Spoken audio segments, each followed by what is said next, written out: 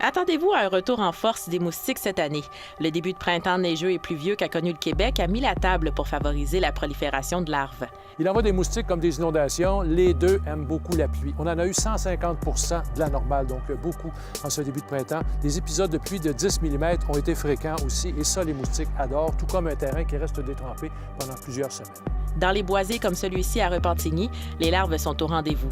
Il y a davantage d'eau stagnante ici dans les milieux forestiers, justement à cause qu'il y avait passablement de neige encore récemment. Et donc, ça fait des cuvettes, des petites mares. Et ça, c'est excellent pour le développement des larves de moustiques.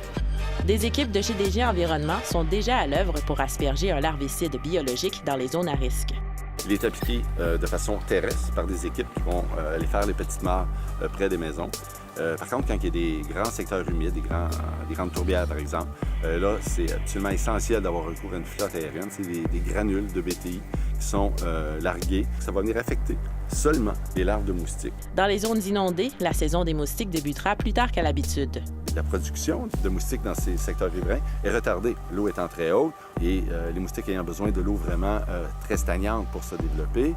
Quand l'eau va redescendre, et ça va faire des petites cuvettes d'eau stagnante un peu partout, mais là, il y aura production de moustiques. Selon GDG Environnement, les inondations majeures n'entraînent pas nécessairement une plus grande éclosion de moustiques. On se console un peu pour les gens qui ont été inondés.